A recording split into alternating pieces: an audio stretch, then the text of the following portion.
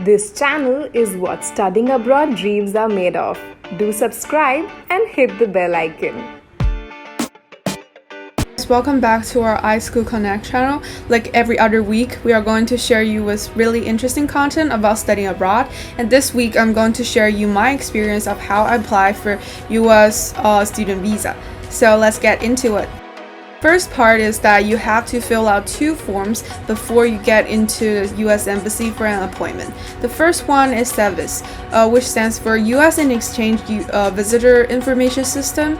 And originally you have to pay for $200, but nowadays the prices increased from $200 to $350. And the second one is DS-160, is an application for non-immigrants visa. So even if you're not a student studying in a university in the US, you probably have to fill out that form as well as a tourist or as any other like travel visa or work visa and stuff like that. You are asked to provide information about your travel history, education, contact information, parents information, and some other detailed background information as well. And after that, you have to fill out an application for an appointment in the US Embassy, and that's about $160. And moving to the next part is what you need to prepare and take with you on your appointment day. There are a list of things that you do need to prepare, and some of them are required and some of those are optional. First of all is some required items that you have to prepare. The first one is definitely your passport, because if you are granted the US student visa, your passport will be taken by them and send it back to you after they put the stickers of your visa on your passport. And the second one is definitely a newly taken photo.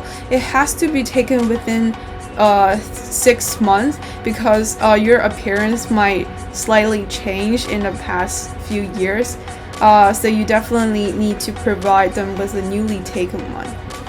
And the third one is definitely I-20, because they have to double check whether you are really being given a spot at the university or a high school in the US. And the fourth one is the offer from your university. It's a little bit optional because you already provide an I-20 given by your school Office of International Education.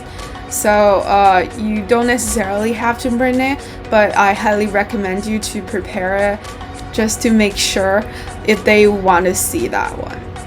And the fifth one is DS-160 confirmation page you have filled out on the website, because it's some required information that they need to keep in their database. And the next one is confirmation of your appointment. It's just to make sure you pay the appointment fee, which is $160, and SEVIS fee payment confirmation. So I highly recommend you to double check all of the materials before you went to attend that appointment. And the last one is also kind of optional. It's the proof of property. It's just a justification of whether you have the financial ability of paying the 4-year college tuition fee. Yeah, and I don't think any of my classmates or myself was asked to provide that property, because during your application season, you're already asked to provide that. So I don't think a lot of US Embassy will ask you to provide it twice. But just to make sure, you are highly recommended to take it with you. And the final part is some of my recommendation of what you need to prepare and your like emotional preparation as well. So the first one is arrive at the embassy earlier than your appointment time, because there are so many people waiting on the line. Even though I went to the embassy like an hour or half an hour earlier than the appointment time, I still wait for 2 hours until I can get to the embassy and talk to them. Actually, the talking part is just 2 minutes or even 1 minute, but I wait for 2 hours, which is a long time. But yeah, there are just so many people who want to go to US, so you do need to prepare that you have to wait for a while.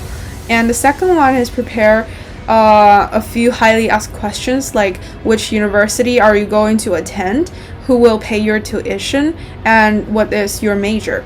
You don't have to be stressed out and really nervous about what is the perfect answer for those questions. You just need to be honest and take it easy. And the third one is don't be anxious. You just need to be really relaxed, and because they're not going to ask you any tricky questions, because if you are just US if you are just foreign students who is going to take US high school or US college undergraduate level, you are just a curious scholars who want to take a further study in a foreign country or for a better education. They understand that, so they're not going to be really mean by any standards or something like that. So you just need to be really relaxed, and that's enough. So I think that's pretty much it. And if you're looking for more content, feel free to write to us in the comment section down below. And if you are willing to or eager to learn more about studying abroad content, feel free to subscribe to this channel or even follow our social media iSchoolConnect on Instagram as well. And that's pretty much it. Until next time, this is Rebecca signing off, and take care. Bye.